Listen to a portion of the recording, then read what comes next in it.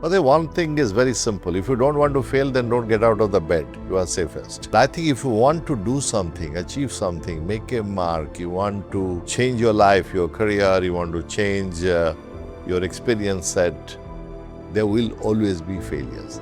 There is no successful individual in this world that did not have to encounter some form of disappointment, some form of failure, some form of, obstacles. Everybody has that.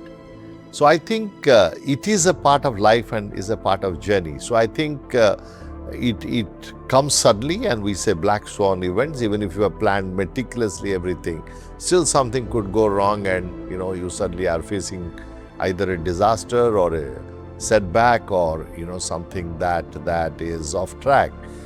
And I think once you mentally factor that in, that these things could happen, you may not achieve the perfect landing. A pole vaulter when goes, you may not achieve the perfect landing. A gymnast when takes the somersault, you may not have the perfect landing. You have built it into that, but you are still trying it.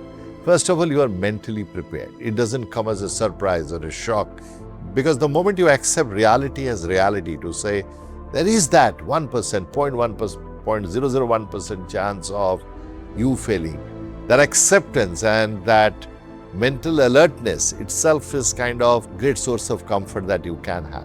The second is, when it happens, what do you do with it? You got to ask the question, were there things that were within my control that I could have done differently to avoid some part of it, all of it? Or there were things that were beyond my control? And I think when you bring your analytical self, then the learning starts at that point in time. Lastly, disappointment. Yes, if you did not have a perfect landing, there will always be disappointment.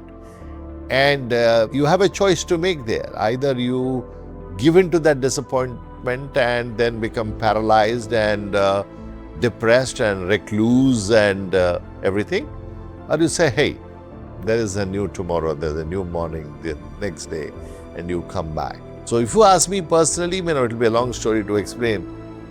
Many disappointments in my life, as a person, as a professional.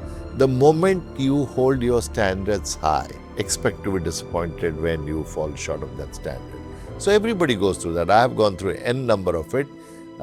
Picking out one example will be very hard, because I'll have to spend time to explain what was the context, what was the issue, what I was dealing with.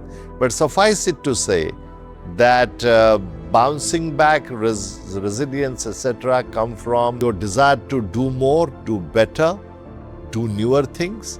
And once you do that, you mentally are prepared that something could go